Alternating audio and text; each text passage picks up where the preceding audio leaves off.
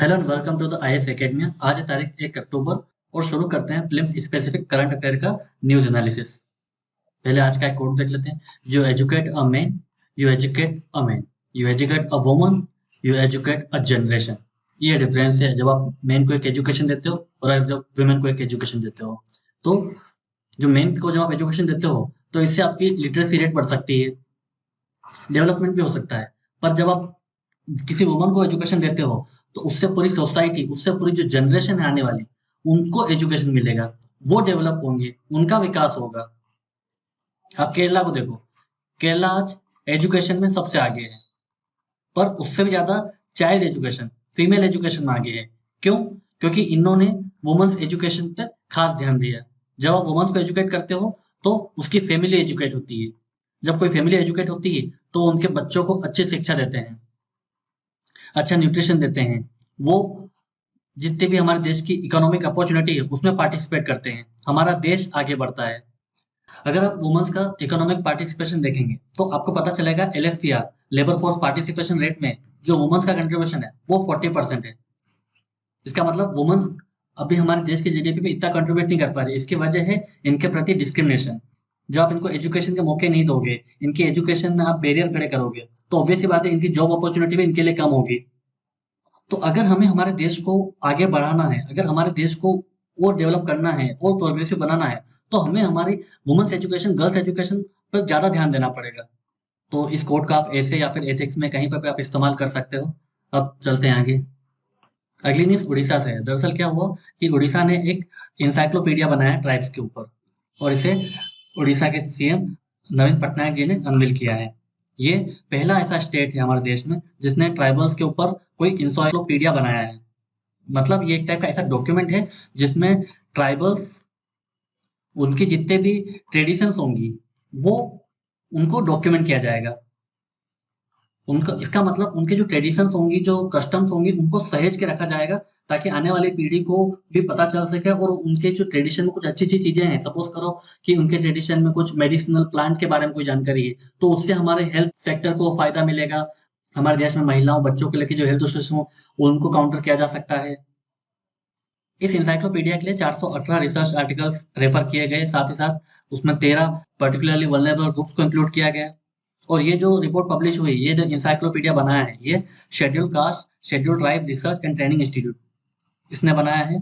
और इसके साथ उड़ीसा स्टेट ट्राइबल म्यूजियम ने भी इसका साथ दिया है। इसका जो मेन ऑब्जेक्टिव ये है कि अभी लगातार हमारी सोसाइटी चेंज हो रही है, ग्लोबलाइजेशन का इम्पैक्ट हो रहा है, अर्बनाइजेशन का इम्पैक्ट हो रहा है। इससे सबसे ज्यादा नुकसान हो रहा है ट्राइबल्स को, डिस्प्लेसमेंट हो रहा है, उनको उनकी जगह से निकाला जा रहा है। उनकी लैंग्वेज पर उनकी लैंग्वेज धीरे धीरे कम होती जा रही है, उनके जितने भी ट्रेडिशंस हैं वो धीरे धीरे खत्म होते जा रहे हैं। तो इससे उनके जो कल्चरल आइडेंटिटी है उसको हम सहेज के रख पाएंगे, उनको हम प्रोटेक्ट कर पाएंगे।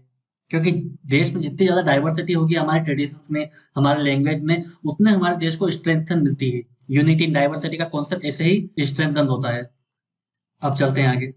अगली न्यूज ग्लोबल इनोवेशन इंडेक्स को लेकर है। क्यों ये न्यूज में है? अभी जो इसकी रिपोर्ट रिलीज हुई है उसमें इंडिया को कौन सा स्थान मिला है? 40th, 40वां स्थान मिला है। और यही 2015 में इंडिया कौन सी पोजीशन पे था? 81। मतलब आप देख सकते हो इंडिया ने इसमें बहुत बढ़िया अचीवमेंट किया है कि हम इनोवेशन इंडेक्स में अब 40 प्लेसेस पे आ गए हैं। अब यूपीएससी ऐसे इंडेक्स को, ऐसे रिपोर्ट को बहुत पूछता है, तो हमें पहले ये पता होना चाहिए कि ये ग्लोबल इनोवेशन इंडेक्स जारी कौन करता है। इसे वर्ल्ड इंटेलेक्चुअल प्रॉपर्टी ऑर्गेनाइजेशन, विपो, ये जारी करती है और ये एनुअली जारी होती है। टोटल इसमें 132 कंट्रीज थी जिसमें इंडिया को 40th प्लेस का स्थान दिया गया है। अब जैसे आपको पता है कि पब्लिश होती है एनुअली, इसमें पैरामीटर्स होते हैं। सबसे पहले इनोवेशन इनपुट सब इंडेक्स होता है। मतलब जो इनोवेशन में क्रिटिकल इनपुट होते हैं वो कहाँ से आते हैं? इंस्टीट्यूशंस के आते हैं, ह्यूमंस जो आइडियाज देते हैं, इंफ्रास्ट्रक्चर होता है, मार्केट सोफिस्टिकेशन होता है, बिजनेस सोफिस्टिकेशन। तो ये पैरामीटर देखे जाते हैं। उसके बाद हम आउटपुट पे ध्यान दें तो आउटपुट पे हम ये देखेंगे कि उसका कितना नॉलेज और टेक्नोलॉजी में उसका यूज हो पाया है, कितने क्रिएटिव आउटपुट निकल पाए उन पर्टिकुलर आइडियाज से। तो अगर यूपीएससी इन क्राइटेरिया के बारे में पूछती है तो हमें इनका एटलीस्ट ध्यान होना चाहिए, ताकि अगर वो ऑप्शंस में रखे तो हम राइट आइडिया लगा पाए। अब इसकी की फाइंडिंग्स देख लेते हैं। तो आपको पता है कि अभी इंडिया को कितना पोजीशन मिला है? 40, पर 2021 में ये पोजीशन थी 46। मतलब हमें इंप्रूवमेंट, हम लगातार इंप्रूव कर रहे हैं, क्योंकि 2015 में हमारी पोजीशन थी 81। तो इंडिया ने जो इतनी बड़ी छलांग लगाई है 81 से 40 की, इसके पीछे के कारण क्या है? क्यों इनोवेशन इंडेक्स में इंडिया ने इतना अच्छा परफॉर्म किया है? तो इसमें सबसे पॉजिटिव आउटकम ये निकला है कि जो लोअर मिडिल इनकम ग्रुप है, उसमें इंडिया इनोवेशन का लीडर बन के उभरा है। हमारी जितनी भी आईसीटी सर्विस है एक्सपोर्ट में, उसमें हमने टॉप किया है। हमने वेंचर कैपिटल रिसिप्ट वैल्यूज में इनोवेशन किया है। हमने फाइनेंस फॉर स्टार्टअप, उसमें आप यूपीआई देखो, हमारा सबसे बड़ा अगर इनोवेशन है वो फाइनेंशियल सेक्टर, वो यूपीआई है। इसने हमारे देश को वर्ल्ड में एक नई पहचान दी है। आज सारी कंट्रीज यूपीआई के बारे में पूछना चाहती है, वो अपने सिस्टम को अडॉप्ट करना चाहती है। खासकर जब रशिया यूक्रेन वॉर चल रहा था, रशिया के ऊपर सैंक्शन लगा दिए गए थे, वो वर्ल्ड बैंकिंग सिस्टम से बाहर हो गया था। उसके बाद सबको ये लगने लगा था कि अगर वेस्टर्न कंट्री किसी पे सैंक्शन लगाती है तो वो फाइनेंशियल सिस्टम से बाहर हो जाएगा। पर अब इंडिया को ऐसी कोई धमकी दे नहीं सकता, क्योंकि इंडिया के पास में अपना एक सिस्टम है यूपीआई। तो इससे इंडिया एक तरीके के सेफ है। दूसरा, हमारी जो साइंस इंजीनियरिंग है वो अब इम्प्रूव कर रही है। डोमेस्टिक इंडस्ट्रीज में डाइवर्सिफिकेशन, वहाँ इनोवेशन देखने को मिल रहा है। तो इस वजह से हमने ये प्रोग्रेस हासिल करी है। अगर हम इसके चार्ट की बात करें तो किसने टॉप किया है? स्विट्जरलैंड। ये लगातार 12 सालों से स्विट्जरलैंड इनोवेशन इंडेक्स में टॉप करता आ रहा है। उसके बाद यूनाइटेड स्टेट्स है, स्वीडन है, यूनाइटेड किंगडम है और नीदरलैंड है। तो यूपीएससी ऐसे रिपोर्ट्स, ऐसे इंडेक्स के बारे में पूछती है तो हमें पता होना चाहिए। अब चलते हैं आगे। अब अगली जो न्यूज़ है वो अबॉर्शन राइट्स को लेकर है। दरअसल सुप्रीम कोर्ट ने एक वर्डिक्ट दिया। उस वर्डिक्ट में ये था कि जो सिंगल वुमन्स होती, जो अनमेरिड वुमन्स होंगी, उनको भी अबॉर्शन राइट्स होंगे 24 वीक्स तक। पहले ये कितना था? 20 वीक्स तक था। क्या हुआ था कि जो मेडिकल टर्मिनेशन प्रेगनेंसी एक्ट है, एमटीपी एक्ट 1971 का, अगर इसके पुराने वर्जन को देखें तो ये सिर्फ मेरिड वुमेन्स पर लागू होता था। इसमें से 20 वीक तक प्रेगनेंसी के लिए अबॉर्शन अलाउड था। उसके बाद डॉक्टर्स की राय लेनी पड़ती थी। पर ये 2021 में जब अमेंडमेंट हुआ तो इसमें अनमेरिड वुमन को भी शामिल कर लिया गया, पर इसमें अभी भी सिर्फ 20 वीक्स तक ही इनको रखा गया। उसके बाद जो 24 वीक तक कराना चाहते थे, 20 वीक्स टू 24 वीक्स तक जिनको अबॉर्शन कराना था, वो भी कुछ स्पेसिफिक कैटेगरीज के लिए अलाउ किया गया, जिसमें कि रेप विक्टिम हो गए, या फिर मैरिड वुमेन्स हो गई, या फिर ऐसे वुमेन्स जिनकी प्रेगनेंसी में कॉम्प्लिकेशन है या जिनके बच्चे में किसी प्रकार की अबनॉर्मलिटीज पाई जा रही हैं, या फिर दो डॉक्टर की रिपोर्ट ये देख बता दे कि इनके लिए अबॉर्शन जरूरी है। तो ऐसे केसेस में 24 वीक तक अबॉर्शन अलाउड था। पर इसमें जो सिंगल वुमन्स थी, जो अनमेरिड वुमन थी, उनको अलाउड नहीं था। तो अब सुप्रीम कोर्ट ने इसे इलीगल बताया कि आप ऐसा नहीं कर सकते, ये आर्टिकल 14 का वायलेशन है। आप इनइक्वल बिहेवियर नहीं रख सकते, क्योंकि आर्टिकल 21 जो है वो हर महिला को, चाहे वो मैरिड हो या अनमेरिड हो, उसका राइट टू चॉइस होता है। मतलब हर महिला को यह हक है कि वो प्रेगनेंसी चाहती है या नहीं चाहती है, क्या वो बच्चा चाहती है और नहीं चाहती है। ये इसका जो पूरा चॉइस है, पूरा जो राइट है, वो हर वुमन्स को वो चॉइस है। तो आप मेरिड और अनमेरिड वुमेन्स में किसी प्रकार का भेदभाव नहीं रख सकते। तो ये आर्टिकल 14 का भी वायलेशन है कि अगर आप अनमेरिड वुमेन्स को अलाउ नहीं कर रहे हो, मेरिड वुमेन्स को अलाउ कर रहे हैं, तो ये एक टाइप का डिस्क्रिमिनेशन है जो कि आर्टिकल 14 के अगेंस्ट है। तो जब भी हमें आर्टिकल 14 या फिर आर्टिकल 21 पे कोई एग्जाम्पल लिखना है या जेंडर जस्टिस के ऊपर कोई एग्जाम्पल लिखना है, तो आप सुप्रीम कोर्ट की इस वर्डिक्ट को कोट कर सकते हो। यूपीएससी डायरेक्ट क्वेश्चन पूछ सकता है कि right to choice over reproductive right ये किसके अंडर आता है, तो आप आर्टिकल 21 को मेंशन कर सकते हो, क्योंकि यूपीएससी जनरली ऐसी क्वेश्चन पूछ लेती है। क्योंकि मैरिज के ऊपर भी यूपीएससी ने एक बार ही सवाल पूछ लिया था, क्योंकि उसके पहले खाप पंचायत के मैटर पर सुप्रीम कोर्ट ने एक वर्डिक्ट दिया था। तो इसलिए हमें ऐसे इशूज के याद रखने पड़ते हैं। अब चलते हैं आगे। अगली न्यूज वर्ल्ड की पहली सीएनजी टर्मिनल को लेकर है। कहाँ पर ये सीएनजी टर्मिनल बन रहा है? भावनगर में। दरअसल प्रधानमंत्री जी अपने गुजरात के दौरे में भावनगर में वर्ल्ड के पहले सीएनजी टर्मिनल को, उसके निर्माण की आधारशिला, फाउंडेशन स्टोन स्टैब्लिश किया। दरअसल अब ये हमारे लिए इंपॉर्टेंट क्यों है? क्योंकि आपको पता होना चाहिए कि जो हमारा 50% जो सीएनजी का रिक्वायरमेंट होता है वो हम इंपोर्ट करते हैं। तो अगर जब हम इसके लिए सीएनजी के लिए डेडिकेटेड पोर्ट बना देंगे, एक टर्मिनल बना देंगे, तो उससे क्या होगा कि अक्रॉस द इंडिया इसे भेजने में, ट्रांसपोर्ट करने में इजी रहेगा और सीमलेसली हम सीएनजी का ट्रांसपोर्ट कर सकते हैं। इससे पहले गुजरात में एलएनजी का भी एक टर्मिनल बना है, हजीरा में भी है ये। अब सवाल ये उठता है कि भावनगर को ही क्यों चुना गया? क्योंकि Bhavnagar basically Dholera special investment region में आता है। मतलब वहाँ पे ऑलरेडी इंडस्ट्रियल एक्टिविटीज काफी अच्छी हैं। तो अगर एक सीएनजी टर्मिनल आता है तो उससे इंडस्ट्रियल आउटपुट और इंडस्ट्रियल एक्टिविटीज को और बढ़ावा मिलेगा। और दूसरी चीज ये कि भावनगर जो है वो लॉजिस्टिकली काफी अच्छे से कनेक्टेड है। आपको रोड कनेक्टिविटी मिल जाएगी, आपको गुजरात से रेलवे कनेक्टिविटी अच्छी मिलेगी, नॉर्दर्न तरफ, सदर्न तरफ, ईस्टर्न तरफ। तो भावनगर में सीएनजी टर्मिनल आने से पूरे देश में सीएनजी की जो उसकी सप्लाई को और बढ़ाया जा सकता है, इसलिए भावनगर में सीएनजी टर्मिनल आया है। अब चलते हैं आगे। अगली न्यूज ऑपरेशन गरुड़ को लेकर है। किसका ऑपरेशन है? ये सीबीआई का ऑपरेशन है। किसके अगेंस्ट ये ऑपरेशन है? ये इलिसिट ड्रग ट्रैफिकिंग के अगेंस्ट है।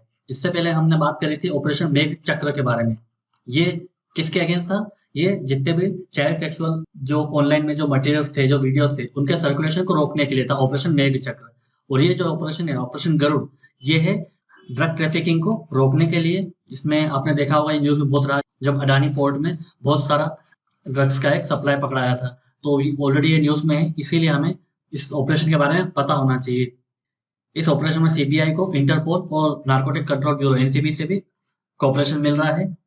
इसका मेन एम यही है कि जितने भी हमारे ड्रग ट्रैफिकिंग के जो नेटवर्क्स हैं, इसे खत्म करना, और वर्ल्ड में जितनी एजेंसीज हैं अगेंस्ट ड्रग ट्रैफिकिंग, उनके हाथ में कोऑर्डिनेट करना। ये ऑपरेशन यूपीएससी डायरेक्ट कभी पूछ सकते हैं प्रीलिम्स में कि ऑपरेशन गरुड़ चक्र किसका है और किसके इसका ऑब्जेक्टिव क्या है। अब चलते हैं आगे। अगली न्यूज उज्जैन के महाकाल टेम्पल को लेकर है। क्यों ये न्यूज में है?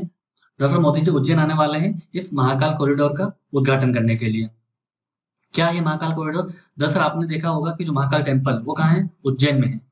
तो इस महाकाल टेम्पल को डेवलप करने के लिए एक प्लान बनाया गया था, महाकाल महाराज मंदिर परिसर विस्तार योजना। इस प्लान के तहत मंदिर का एक्सपांड करना, उसे उसका ब्यूटिफिकेशन करना, और जितना भी आसपास जो कंजेस्टेड इलाका था उससे डीकंजेस्ट करना और एक स्मूथ कॉरिडोर बनाना, ये इसका प्लान था। इसी कॉरिडोर को मोदी जी उद्घाटन करने वाले हैं। अब यूपीएससी जनरली जब भी कोई ऐसा न्यूज में होता है तो यूपीएससी कल्चरली या टेम्पल वाइज क्वेश्चन पूछ लेती है, तो हमें इस टेम्पल के बारे में आइडिया होना चाहिए। तो ये जो टेम्पल है वो किस डायटी का है? ये भगवान लॉर्ड शिवा का टेम्पल है। और ये कहाँ पर है? ये मध्य प्रदेश के उज्जैन डिस्ट्रिक्ट में आता है। और ये जो टेम्पल है वो किस नदी के किनारे है? शिप्रा नदी के किनारे है। इसे बनाया किसने था? इसे मराठा जनरल राणोजी शिंदे ने बनाया था। कब? 1734 में। और जो महाकाल का जो ज्योतिर्लिंग है वो हमारे देश में कितने टोटल ज्योतिर्लिंग है? 12 ज्योतिर्लिंग, उनमें से एक है। पर ये 12 ज्योतिर्लिंग से अलग कैसे है? क्योंकि एक लौता ऐसा ज्योतिर्लिंग है जो साउथ की तरफ फेस करके रखा गया है महाकाल टेम्पल में। और इसके अलावा जो हमारी 18 महाशक्ति पीठ है उनमें से उज्जैन का जो महाकाल टेम्पल वो एक है। तो ये आपको बेसिक जानकारी महाकाल टेम्पल के बारे में होना चाहिए, क्योंकि यूपीएससी कल्चर में या फिर टेम्पल में ऐसे क्वेश्चन हमेशा पूछती रहती है। अब एक प्रीवियस क्वेश्चन देख लेते हैं जो 2019 में यूपीएससी ने पूछा था। In India which of the following reviews the independent regulators in sector like telecommunication, insurance, electricity.